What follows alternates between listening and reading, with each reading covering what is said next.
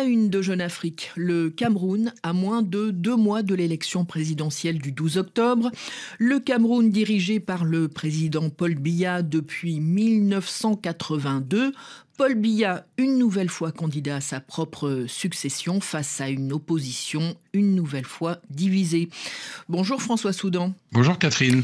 Jeune Afrique pose cette question en une de son prochain numéro. L'opposition au Cameroun est-elle la plus bête d'Afrique? Question pour le moins provocatrice. Mais la réponse, elle est simple, Catherine, et elle ressort de la lecture de cet article signé Mathieu Olivier. Sauf à se rassembler derrière une candidature unique, les adversaires de Paul Biya n'ont pratiquement aucune chance de peser dans le cadre d'une élection à un seul tour.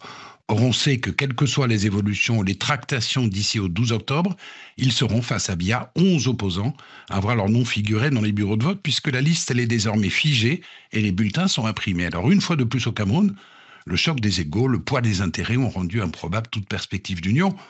Alors on peut certes déceler, sans doute à juste titre, la main du pouvoir derrière les péripéties qui ont conduit à l'éviction de Maurice Kamto, qui était le plus crédible des adversaires de Biya. Mais Kamto paie aussi, et je dirais surtout, sa propre faute, celle d'avoir joué la carte du boycott des élections locales et législatives de 2020, alors que la loi oblige toute formation souhaitant présenter un candidat à la présidentielle à compter des élus dans ses rangs. Alors dans l'impossibilité de faire acte de candidature sous sa propre étiquette, Kamto a donc eu recours à un plan B, passablement foireux, aisément manipulable, qui n'a pas fonctionné. Résultat, on se retrouve actuellement avec une opposition émiettée entre deux grands barons du Nord, tous deux anciens ministres et qui se détestent cordialement, Bello Bouba Maïgari et Issa Chiroma Bakary, et une demi-douzaine d'autres candidats, certains individuellement tout à fait respectables, mais condamnés à ne faire que de la figuration, Catherine. Oui, dans ces conditions, François Soudan, on imagine que les 11 candidats en lice face à Paul Biya n'ont pas grand-chose à espérer.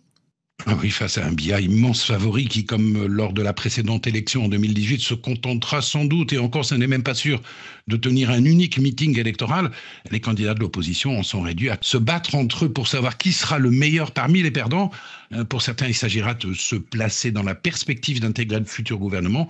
Pour d'autres, d'attendre que la nature, si je puis dire, finisse par imposer d'elle-même une alternance, Catherine. Et dernière question, François Soudan. Que pensent les Camerounais face à cette situation?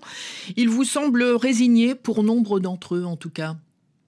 Résigné, c'est le mot. Mathieu Olivier parle dans son article de léthargie nationale et il n'a pas tort. Vous aurez remarqué que l'invalidation de la candidature de Kamto n'a pas soulevé au Cameroun de mouvements de protestation ou d'émotions comparables avec ce que l'on voit actuellement, par exemple, en Côte d'Ivoire, depuis les évictions de Laurent Gbagbo et de Tidjane Thiam du jeu électoral. Ce qui ne signifie évidemment pas une absence de mécontentement, les frustrations, le désir d'alternance.